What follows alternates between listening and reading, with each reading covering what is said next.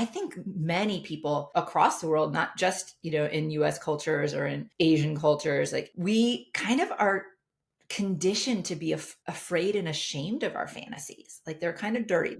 You keep them private. You don't dare share them with people. I think that's why people have such an extreme reaction to the BDSM or kink conscious community, because they're breaking the norms. They are kind of letting their freak flags fly unabashedly. 2, 1, 0. Hi, and welcome to the show. This is Orion, and today I have with me the magnificent Korenna Reynard. She helps people discover their relational blind spots, develop relational skills, and transform their relationship into ones that are more empowered, conscious, and aligned with their true potential and desires. Her approach blends both Eastern and Western philosophies to support individuals and couples of all genders, sexual orientations, and relationship styles in a variety of formats. In this exciting episode, we talked about how to use kink as a healing modality. We talked about the different sexual blueprints, and also about how we can deepen our love and connections with ourselves and with our loved ones and with the world. Also, if you like to know more about sexual blueprints, you can check out episode number 3 with Jaya. And that's a long time ago. That's 9 years ago when I had Jaya on the show talking all about sexual blueprints. And yes, this conversation was amazing and inspiring, and I hope it will give you some sexual healing, relational healing with yourself and your loved ones. And now, without further ado, on to the show. Hi, Korenna. Welcome to the show. I am so excited about having this conversation with you. I think it's going to be spicy and exciting, and you're so exciting, and I love your hair. Let's dive in. Tell me a little bit about yourself and how you discovered this purpose of helping people with their bodies, their sexuality, their connection, all that good stuff. Thank you. I'm excited to be here too, Orion. Let's see. I kind of had a interesting path into like women's sexual empowerment and the union of, spirituality and sexuality, which is kind of two of my favorite ways that I support individuals and couples in, expressing and exploring their sexuality. I started off, I studied psychology because my parents wanted me to be a lawyer. But then I quickly realized that was not for me. I kind of fell in love with mental health when I was volunteering as an undergrad at a free clinic. And I was like, actually, I think I want to do this. I think I actually prefer the counseling and the psychology part, even though it was like originally a path towards law school.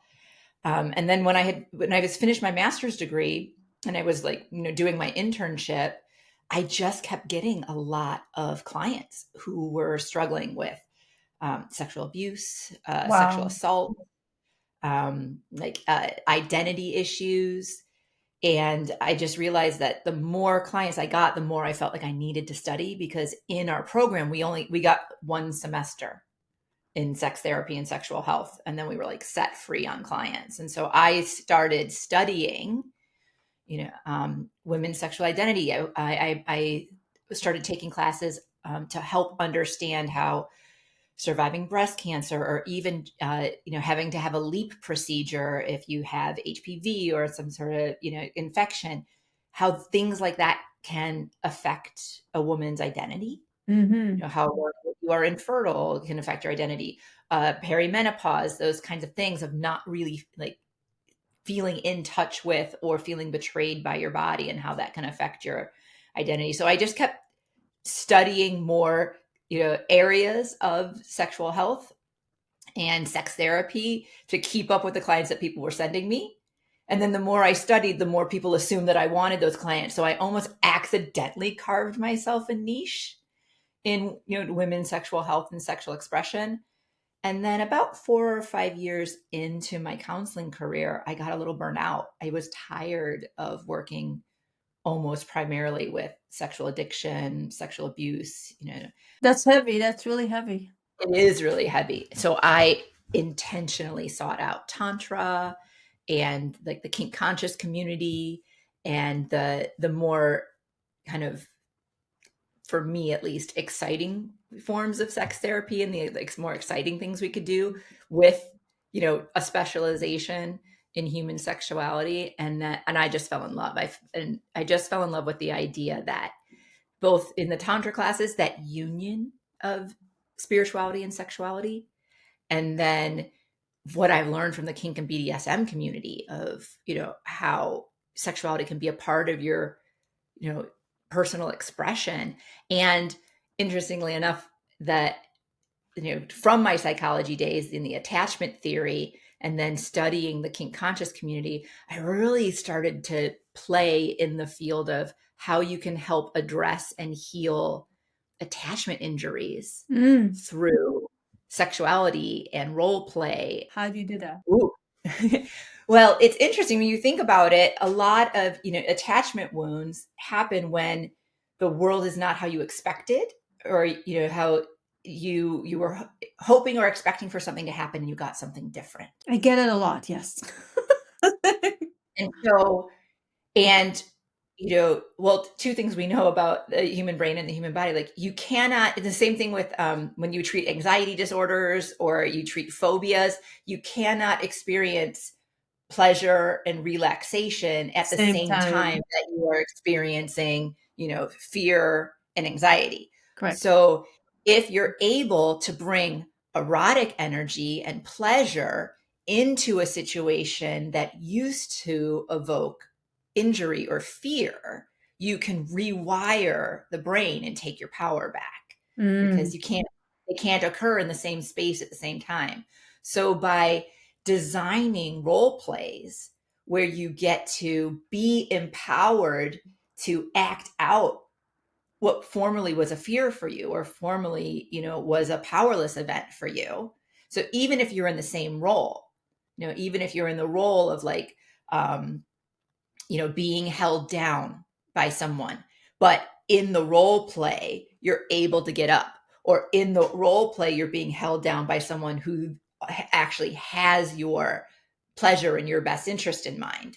Your brain will start to, rewire that experience so that the injuries start to dissipate and you start to associate these things with pleasure, because our nervous systems don't know linear time, and the brain and the imagination is so powerful that when you even create this in a role play situation, you can rewire the memory and you can rewire your nervous system's reaction. So it's no longer firing cortisol and adrenaline when these things happen. It's now, firing dopamine, and it's, and the pleasure hormones and oxytocin, when these are happening. So you can rewire some attachment wounds and some attachment injuries through, bringing in the erotic energy. Can you give me an example of someone who healed their like a trauma through role play like that? And do you have just you in the room? Do you have other people that are conscious and assist in the role play? What's the container? What are the rules that are happening prior to that game or reenactment? How does it work? So funny. You did warn everybody that it was going to get spicy. And we're just going to get spicy right away, I guess. If you're not ready to get spicy, you can No, I'm ready. Not you, the listener. It's like, if this is too much for you, that's okay. I have a lot of episodes about like other things. But this is really interesting. So you should It stay. is good to warn them. Like, it's about to get spicy. So buckle in or choose another episode. Yeah. So I've done this in multiple manners. In San Francisco, we the Powerhouse is this amazing kind of multi-story kind of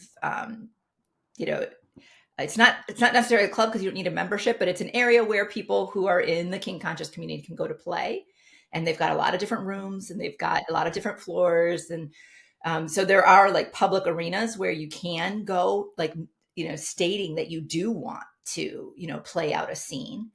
So I have actually, met clients, in clubs and designed a scene and kind of like, either, hired DOMs or participants to be in the flow, or you bring, your partner or the people you feel safe with you.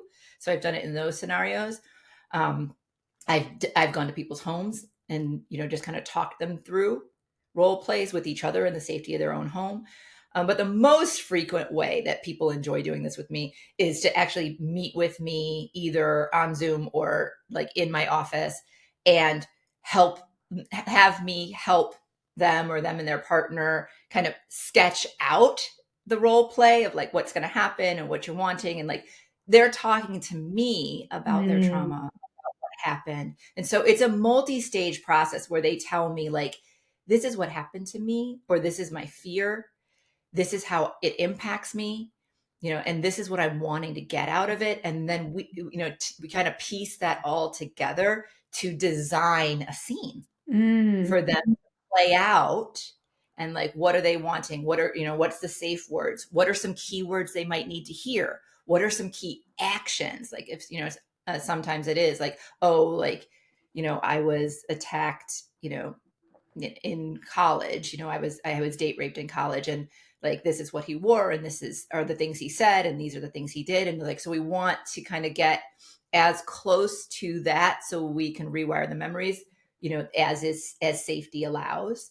And we'll, work together to figure that out. And sometimes it's just a fantasy of empowerment of like, sometimes it's, I feel so held down by misogyny, by my culture, by my family of origin, that I want this kind of experience to help me break through that symbolically.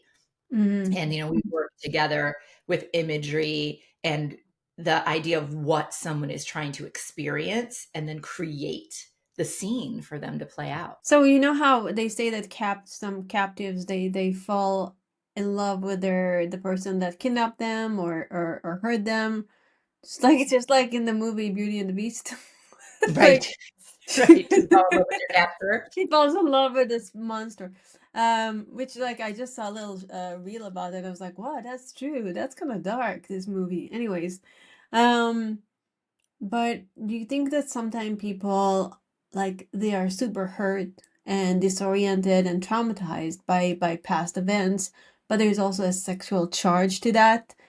Um, that lives in like in the same world of trauma, there is also sexual charge from the abuse or the pain. Oh yeah. I mean, it definitely can happen. Sexual charge shows up many places. It's actually how fetishes are developed. Fetishes can be developed like just because something, mundane that has happened, or something shocking or intense that happens got coupled with erotic energy. And then the person needs that intensity or needs that specific visual or audio or textural cue to be able to access, their own erotic, energy again. But I do think definitely like when there's a lot of layers here, Orion. Like when there's an intensity, our bodies can, respond erotically to that intensity.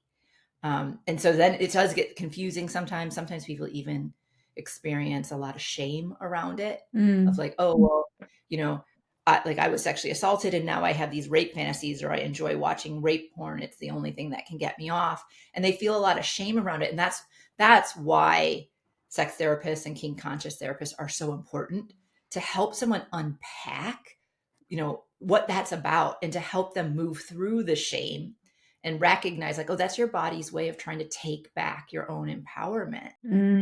Yeah. Because if it's a fantasy and you're the hero, then you're not a victim anymore. It makes completely sex. Wow, that was a Freudian flip. Yeah, indeed. Flip. Anyways, flip. I'm like, this is crazy. This is a crazy conversation. Anyways. Well, it's really funny. Like sometimes I'll meet with clients who will say things like, "Oh, like I feel so bad because I have this fantasy about like being molested by my, gymnastics coach, or the like whatever, the football coach that I was a cheerleader for in high school." And I'm like, and they're so ashamed of it. They don't even want to tell their partner that they have this fantasy and they want to role play it. And that's again why erotic blueprint coaches, sex therapists, kink conscious therapists are so important, because who do these people have to talk to say like, you're not weird. It's not bad. It's not wrong. Like, it just happens to be what your brain coupled erotic energy for whatever. You could have heard about it on the news and it was shocking to you and it got fused. It could have seemed exciting to you. It's like, it doesn't necessarily, and it's, this really gets into gray area too, the legal system of like, just because someone fantasizes about something, it doesn't necessarily mean they want it to happen to them, or they want it to happen to them out of a safe and controlled environment. Right. Yes. Like even in BDSM, which is why, safe words are so important, and, contracts are so important, and discussing a scene beforehand is so important, and building trust with your scene partners is so important, because it may look like the submissive in a scene has no power or no control, but the truth is they are in complete power and control. And that's where the healing happens, like where you're recognizing that even though you may be in, a receiving role, or you may be in a role where it, appears that you are powerless, you actually have a tremendous amount of power. And then we're coupling the erotic energy in there, and it can be really healing and really rewarding. Yeah, and sometimes the dominant one is serving the other, because they're there to, in that container that you're doing, they're there to actually serve them and in their journey of healing. And what kind of, like, can you maybe share a story of a tremendous healing that happened through this type of somatic play? It's funny, I'm like, I have so many, and I don't know if this one is going to resonate, but the first one that came to mind was a young man who had been humiliated by one of his early partners when he was in his early 20s, who mocked the size and appearance of his penis. And so he was really kind of reluctant and shy about sexual connection. And even in his marriage with his wife, he, was anxious about sex, and he had a hard time maintaining an erection. He had a hard time like conceiving, because he either would come earlier than he wanted or not at all. And he was afraid to talk to his partner about it. So she started to think that it was her, that he wasn't attracted to her, that he didn't find her attractive, and she started blaming herself. Like, why can't you get hard? Why can't you stay hard? Why do you, come so quickly, and things like that. And when he was finally able to share about the mocking session and how like self-conscious he felt, then we developed a series of scenes for them that were really healing for him. And in some of the scenes, he did want his wife to kind of say some of the same things that partner in his 20s had said, and then he wanted to like ravage her, to like be like, and his response would be like, oh, I'll show you what this tiny dick can do, and like with her consent, like hold her down and forcefully have sex with him. And so that he could like feel the masculine power and like have a corrective experience of not being emasculated and like not standing up for himself when someone was like, "Ooh, yeah, I didn't know that's what you were working with. No, thanks. I don't want that." And so we did that. And then we also had they used that role play for a while, and then they were ready for another role play where she actually, was adoring his penis and actually complimenting what you can do with a soft penis or a smaller penis or a flaccid, semi-erect penis, and role playing those kinds of things, and like setting them up like so that they knew kind of a menu of options of things that they might do and say, so that there was a little bit of almost like a choose your own adventure novel. It's like they wanted some spontaneity in their sex play, but there was like, here's the menu of what might happen. Here's the goal of this role play, and here's the myriad of things that might happen. So there was some flexibility. So they went from her humiliating him in the way that had happened early on, and him, forcefully be like, I'll show you what this dick can do, and like taking back his power, to then her actually, admiring and adoring him. And then it took a little bit of the pressure off of, am I going to stay hard? And when am I going to complete? Am I big enough? Is it good enough? And they actually, eventually moved into a very like spontaneous and satisfying sex life, and didn't struggle with conception after that, and went on to have two children. And she no longer felt like it was all her and he wasn't attracted to her. And he was no longer afraid that like if he came sooner than he or she wanted, or didn't come at all, that there was going to be drama. So it took a lot of pressure off of him, and they could just enjoy their sex play. And they kind of like uncoupled this idea that like orgasm has to happen at a certain time in a certain way, sometimes simultaneously. That's my favorite like myth that people come into my office with, of like, if we don't climax at the same time, it means we're not meant for each other, or we're not doing it right. And like, so they just busted a lot of these myths, and that allowed them to have such a much richer and more, satisfying sex life with each other. That's beautiful. It's amazing. Some people are like, oh, BDSM, such a dirty thing. But look at that dirty thing, and it led to two beautiful boys and a healing on both sides and a beautiful relationship, because you have the I'm only Tantra and I'm only connected. Like, BDSM is so dark. Like, I'm just like, love and peace and Shiva, whatever. And and then you have the BDSM and they're like, no, we just want it really hard and just like we're only into that stuff. So how do you combine the two, and how do you create an opening for people to understand that there is nothing wrong with Tantra, there is nothing wrong with BDSM, there is nothing wrong with you and your fantasies, the way you want to do them, as long as you don't want to hurt someone. Exactly. As long as what is happening is between two mutually consenting adults, enjoy it. And this idea of like, I think many people across the world, not just, in US cultures or in Asian cultures, like we kind of are conditioned to be afraid and ashamed of our fantasies. Like they're kind of dirty. You keep them private. You don't dare share them with people. I think that's why people have such an extreme reaction to the BDSM or kink conscious community, because they're breaking the norms. They are kind of letting their freak flags fly, unabashedly. I mean, I'm, despite, good lighting and, and a good moisturizer, I am 50.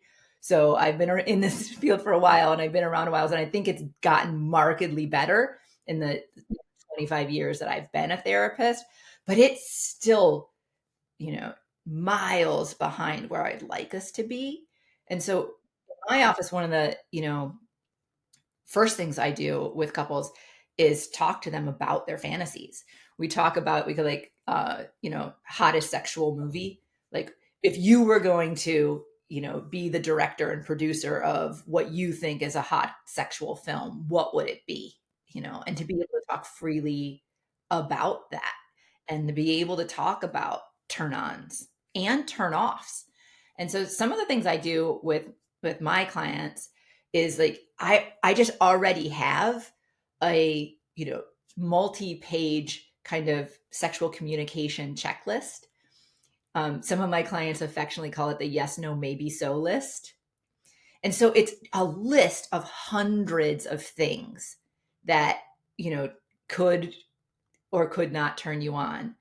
And you read through it on your own, and you're like, oh, yes, I would like that done to me. No, I would not like that done to me. I don't know, maybe. And then, yes, I'd be willing to do that to someone. No, I wouldn't be willing to do that with someone. I don't know, maybe. And just even by introducing things, like, scat play, water play, like spanking, breath play or restriction, role play, things like that. Just by even just seeing them listed on a check sheet kind of starts to normalize it already. It's like, here are, the myriad of things that other people find, erotic on this list. What do you already know you find erotic? What do you already know you don't find erotic? And what are you curious about? And so that's one of the ways I bring it in right away, of like, we don't yuck anybody else's yum in my offices. It's like, if that does it for you, let's figure out a way to safely either get it for you in your relationship, or, if your relationship allows, outsource it to someone else who does enjoy it. It doesn't necessarily mean it has to be your partner. Did you ever get a couple where one is a hell yes for most of things and the other one is a hell no for most of things? Oh yeah, it happens. How do you gap the both? Yeah, it happens a lot, not only for specific sexual encounters, but what happens a lot is also frequency. There's that old joke of like, the couple comes into, or maybe it's just a joke in my field. The couple comes into the sex therapist's office and you say, how frequently are you having sex? And the husband goes, hardly ever. We have it about once a week. And then the wife says, all the time we're having it once a week, because that, like, if they had their ideal, he'd be having it 3 times a day and she'd be having it once a month, if that. And like, so all the time I have people who have kind of a gap in a desire for frequency, or a gap in a desire for what they're looking for out of a sexual encounter. And honestly, the remedy for all of these things is good communication. What has you wanting sex, in such, vastly different frequencies? Sometimes it's because, and this is where the erotic blueprints come in. Sometimes it's because someone is a sexual blueprint and someone is an energetic blueprint. And so their road to turn on or erotic, pleasure, it looks one way, and this person's look a completely different way. So they're missing each other. And so briefly, for your listeners, erotic blueprints are kind of like an Enneagram for your sex life that was designed by Jaya Ma.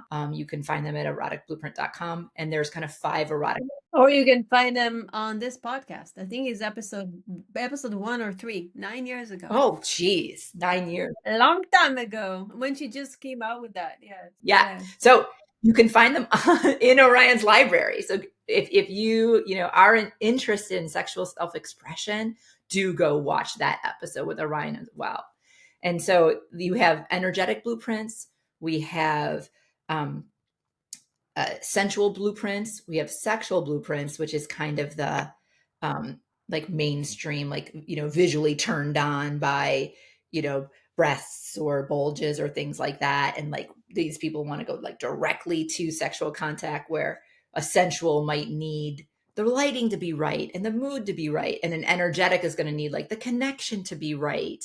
And to be far away from across the room. Yes. And a lot of energetic blueprints enjoy that tension, the tease and the longing. Like the buildup is what they need. And so if you've got an energetic blueprint trying to have sex with a sexual blueprint, the sexual blueprint's like, if it doesn't happen within the first 5 minutes, I get bored and I'm checking out. And the energetic blueprint's like, I need at least 15 to 25 minutes to warm up. You're just going to miss each other, and then we're not enjoying sex. So this is where good communication comes in, of like knowing how much foreplay you need, and like, and finding the win-win with couples. I've worked with many couples where like one partner's a sexual blueprint and the other person's a sensual or an energetic. And so we help the partner who's the sexual blueprint understand of like, so foreplay begins at the end of the last orgasm for you. You need to be texting her to let her know, you're thinking about her, or, in some partnerships, it's like, a sensual blueprint will be like, if the dishes aren't done or there's dog hair on the bed, like that's going to turn me off. And so if you want that your partner to be, readily available on your shorter timeline, vacuum the comforter so that there's no dog hair on it, or put the socks in the hamper, like maybe your partner, maybe he doesn't, he's distracted by, overhead lighting, or he's distracted by clutter.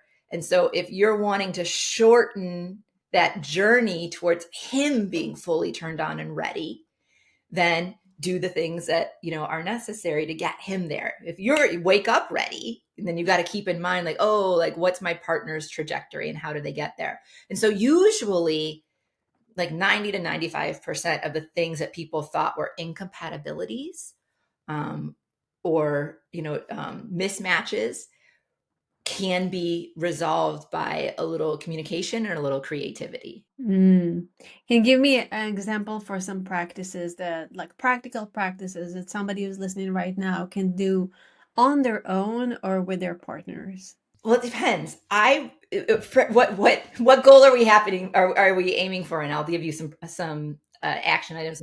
I guess with self is the goal of self-love and connection to the body or healing. And I guess with a couple is probably, igniting the fire, finding better communication, all that. I know you have so many tools, so choose wisely. And it's actually one of my favorite things. I haven't done it in a really long time. I used to run a closed group for women. It was an 8-week group that I called Reclaiming Your Sensuality. Wow. And I just, with kids in middle school, I had the opportunity to do it again recently. I think I also just there's a lot of time spent online, but so in the Reclaiming Sensuality, that was one of my favorite things to do with women, about like finding your own turn on and finding your own erotic expression in and out of the bedroom.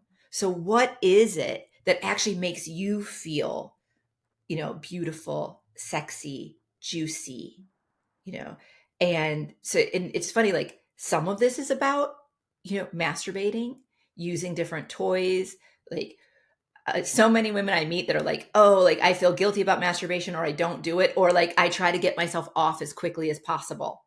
And then they're, upset when then sex isn't as good with their partner as they can get themselves off. And it was like, well, are you talking to your partner about, like, so that positive communication and letting it be positive, like reinforcing, like learning what you like, because some people are even afraid to do that, and so my first step, if like for individuals, would be like, go slow with yourself, like date yourself, find what, even if it's not, I mean, like I really am a huge supporter for uncoupling orgasm from sexual pleasure. But orgasm is something that might happen at the height of sexual pleasure, but there is so much delicious pleasure available that doesn't necessarily have to end in orgasm. So do you like the feeling of someone washing your hair? Do you prefer, like nails on your skin, or would you prefer a light feathery touch, or like, a minky blanket dragged across you? Even, playing with yourselves or each other, of like, do you enjoy that like hot fog up a window breath on your skin, or do you prefer the cool blowing a candle out, kind of breath across your skin? And like learning the things that ignite your senses. And so whether it's individuals or couples, one thing I highly recommend is like spending some time like being with yourself in a sensual way, and or with each other, and just testing out, is it better like this, or is it better like this? Do I like this more, or do I like this more? On a scale of 1 to 5, like how, what is this for you? And to do this outside of the expectation of orgasm or climax, like set time aside to just be and play with each other and understand what turns you on, what words turn you on, what music turns you on, what lighting turns you on. And like these are things you can do to take back your own sensuality. And like then the better we understand what our body's like, the better we are able to teach our, next partner or current partner, what we like, and to be able to give them feedback of like, in a way that you're not crushing their ego and be like, no, not like that. Or like, like you're not doing it right. But like, ooh, I liked it more when you did this. Or like, ooh, I like that, but try a little firmer, or try a little, like constructive feedback. I think movies like actually do us a disservice when it comes to sexuality, because you basically, you like that, and then it's yes. And it's like, no, that's not how things work. we actually want to be giving, like, I like to tease that's kind of like kiddie menu, fast food drive-through feedback. Like, we want you to be giving each other like gourmet feedback. Oh, I'd like it a little firmer. I'd like it a little lighter. I like it a little more to the left. I like it to go on a little bit longer, not just yes or no. Like, that is not going to help you get to the peak of your own pleasure.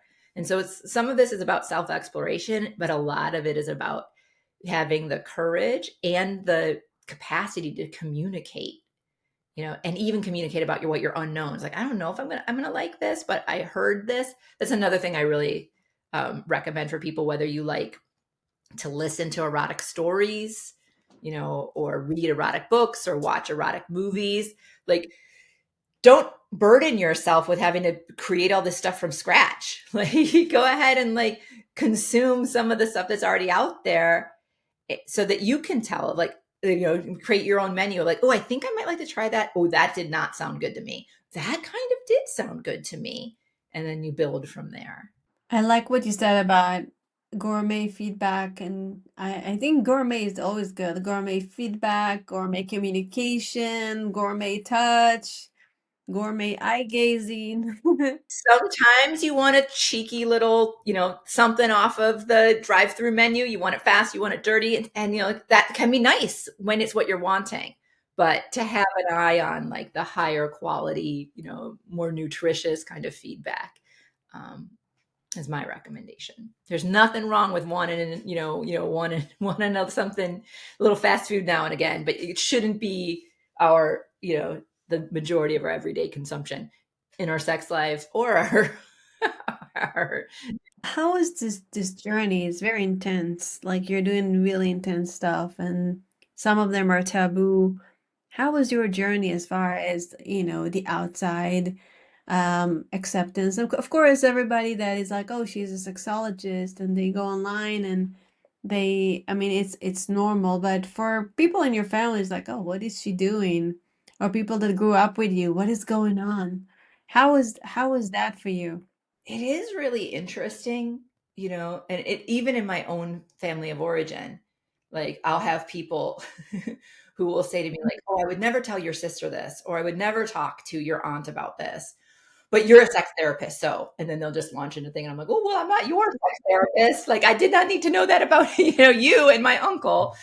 Um, you know, so some of my relatives are like grateful for it. And, and some people do react a little bit, you know, um, kind of like standoffish Mm. about it. It's really funny. Like, if I'm out, like, again, like, I'm in my 50s, my parents are in their 70s, but like, if like my father owns a financial planning firm, and if like we're at a corporate event with, some of the people that work for his firm, and they'll go, Korenna, what kind of therapist are you? I can feel my dad's like soul being tense. And I'll just be like, I do a lot of different things. I work with individuals and couples, and I've got, I work at an attachment lens, and like, I don't always go, oh, I'm a board certified kink conscious therapist, like, so you kind of have to read a room.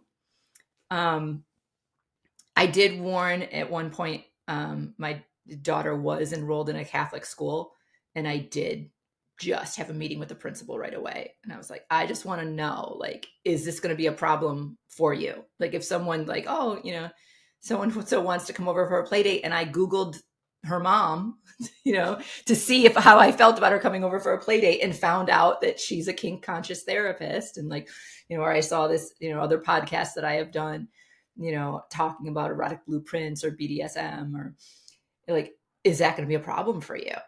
Luckily that school was like, nope, like, we're fully in support of whatever you do. And can we have a session, please? Yeah. That principal said that. They're like, you should, like, I think you should do a workshop at the school. Like, I want more. I want to know more about the erotic blueprints. It was really funny. And so, I mean, it's getting easier. A decade ago, I did have these worries. I mean, I have a giant 6-foot wooden panel that a client gifted me, after I'd been working with this couple for a couple years. And when they finally were like, I think we're ready to graduate, they gifted me this carved panel from a Kama Sutra temple. And it does read kind of like a picture menu of different sexual positions. It's kind of a starter panel. It's kind of like, oh, there's a style, and then there's a woman on top, and then these people are standing. It's not an advanced panel, but it's up in our house, and so if someone comes over, they're going to see that, and I have occasionally left dildos out or things like that in my office when the cleaning ladies come over. And there's just, I was teaching a Taoist erotic massage to a couple. So I've just got a giant dong on a folding table and I'm teaching these different techniques. And then I rushed out of the house to like let the cleaning ladies clean. And like when I got back to my office, the table had been moved, but the giant like 8-inch dong with the suction cup on the bottom was just still in the middle of the table. And I was like, oops, I'm so sorry. And the cleaning ladies did have questions. They were like, put the table on the table. And then I was like, oh yeah, one of the things I do, is sex therapy. But I've actually, there have been a couple, of like people in neighborhoods, like you're not allowed to play at Dr. Reynard's house. When my daughter was younger, they didn't want their kid around me. But most people lean in, most people, I think that I do kind of, have kind of like a, church going soccer mom vibe to me. So then people are like, wait, you're a sex therapist? And so then if they get to the point where they're willing to ask questions, and then they realize like, oh yeah, it's about healthy sexuality. Like I talk to couples, like when a woman's had a mastectomy after breast cancer, you don't want the first time that your partner sees and feels those scars to be in a sexual act, because heaven forbid they flinch or cringe, and now you've tainted sex. So, we'll have conversations about like doing this in a more neutral way, and like, how do you want to go about showing your partner your scar and letting them touch the scar and letting them ask you questions about, does this hurt? Does this feel good? What are you comfortable with? But you want to be having that like in a intentional container, not like, oh, we're finally feeling amorous, a couple months after my surgery, and we're making out, and then I take my shirt off in front of them for the first time and they gasp. I'm like, well, now we've set ourselves back 6 months. And so once like people realize like, oh, and that's what you do that too. And I'm like, yeah, I do the whole gamut, like whatever it is about your sexual embodiment and your sexual expression that you either want to heal or enhance. I want to meet you there and make that easier. It's not just about, like, extreme fantasies or taboos. It's also about healthy sexual expression. So after they get that, they usually warm up to me. But people often either are like standoffish or interested for all the wrong reasons. That happens too. But people just assume that I'm like freaky and kinky because I'm a board certified kink conscious therapist. It's very, very, very deep. So you had so many years doing this and working in the most intimate settings with so many people, with so many wounded people. I mean, most of us are wounded. I don't know any one of us that didn't go through something, some hurt on some level. But how did it change you and your own sexuality, or how did it change you and the way you see people? I'm sorry, what was the second part of that? How does it change me And your own sexuality, and how did it change you and the way you see people? Mm. Well, it's interesting. I think I was like interested in sex, as a teenager. Like I think I was always interested in it, but I had those kind of ideas that like women aren't supposed to enjoy it. You do it for your partner. You're only supposed to do it with a heterosexual partner. And I think it was funny, like as I got to learn more academically, I really started to open up more, like open up to, the idea of being queer, the opening up to the idea of, being more verse, like I don't just have to be, a submissive role. I can be in a more dominant role. I can ask for what I want. And so I think that it really has helped me feel more confident. It's interesting also, as a woman over 50, And some of the things that I've reflections I've gotten back from the women that, who would take my reclaiming sensuality class is like, I feel sexier, now, in my, perimenopausal late 40s, early 50s than I did in my 20s and 30s. Cause I just didn't, like, I was so insecure, and I didn't know what I wanted. I didn't know what I was good at. I didn't know how to ask partners for feedback. And so I actually feel more in touch with and more expressive in my own sexuality, here in my, 40s and now 50 that I did when I was young. So that has really helped. And I think, like, I kind of was always drawn to the idea of being like a little more open and a little more curious. But I do think that in in like 2026 or 2027, I did assist in a research project for the World Health Organization. We were researching the differential diagnosis and treatment of sex addiction versus porn addiction. And the tiny little role I had in this like multidisciplinary, like international crew, was to interview self-proclaimed porn addicts and talk to them about their journey of like when you first found porn to like when you decided you were an addict, like what was that journey like? And like, I think that really helped me be even more open and understanding kind of about what you said about like everybody has their own journey. Everybody has their own wounds. And like, if you zoom out far enough and you're patient enough, all behaviors make sense. Yeah. It's like, if something doesn't make sense to you, it's because you haven't dug deep enough, or you're not looking from the right angle. And so to understand that, I think it has really made me like a lot more flexible and a lot more accepting and a lot more open of like, yeah, whatever you're struggling with, whatever turns you off, whatever turns you on. And what I hope it helps me do with the couples that I work with is I like to think I have this uncanny knack for like sucking judgment out of a room. So where Wow, partners that's a used to big be deal.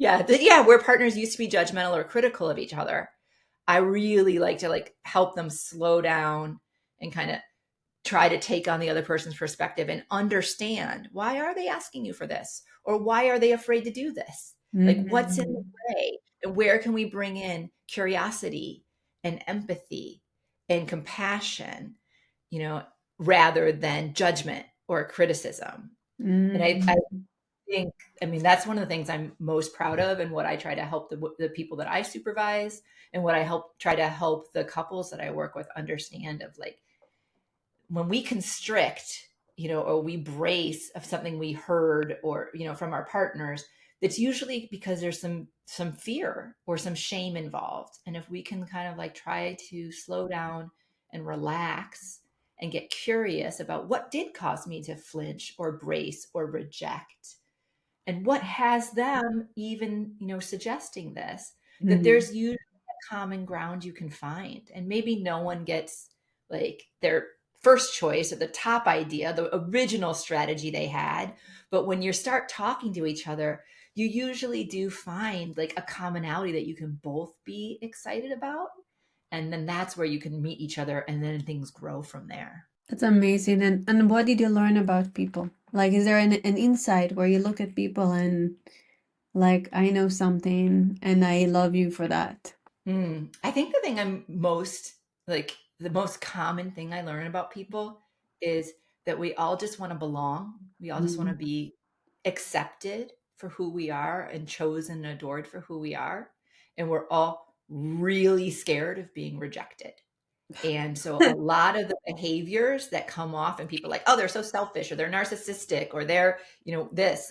And it's like, it usually is because they're either, you know, protecting themselves from being rejected. They're like preemptively rejecting you so that you can't reject them, or they're afraid of how something will reflect on them. And so they're, so it's usually, I think that's what I've learned of like, anytime that anything does feel off, I'm like, ooh, where's the wound? Where is the wound here? What are they protecting themselves for or from? And if we can like use that lens and get curious about that, it just opens the way for collaboration and understanding. Beautiful. Really wise. Really, really beautiful.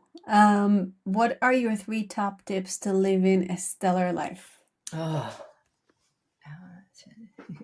my 3 top tips, yeah, for today. Yeah, in this moment, I would say my 3 top tips for living a stellar life: uh, know who you are, take time to actually investigate, am I, who do I want to be, what jazzes me up, what makes me feel alive, you know, and then unabashedly pursue that. Do not be afraid to set boundaries, make requests, try new things that are aligned with what turns you on. Like, what lights me up? What fills me with energy? What makes me feel excited? Like, dig in, research, experiment to know it, then pursue it. And then, the third and final thing I would say about living a stellar life is like, approach everybody, that you encounter as if you already understand they're going through something, and you're going to be patient and generous with them, and be Wow. curious, about everyone you encounter. Some people we immediately like, and it's easy to be patient and generous and curious with them, but especially the people who, you kind of rub you the wrong way at first, or you're kind of skeptical about, if you can find a way to be patient and generous and curious with them, who knows what you'll learn and experience. That's so beautiful. Well, it's really easy to be generous and what did you say? Generous and Curious. curious and loving with you. You are such a light in the world. I'm so honored we got to get this conversation, and I really enjoyed it, and I really appreciate you and the wisdom you shared here today so authentically and from the heart. Well, thank you for inviting me and to speak with your audience. I hope that they, learned a little something here that can help them, be more sensually embodied, and maybe, curious about their own erotic worlds today. Yes, I'm into that. So thank you, and thank you, listeners. Remember to search and learn what turns you on, and pursue that. Pursue what turns you on. And approach everyone with curiosity, patience, and kindness, because you never know what you're gonna get. You might be surprised, and it might be something really important for you. And have a stellar life. This is Orion. Till next time.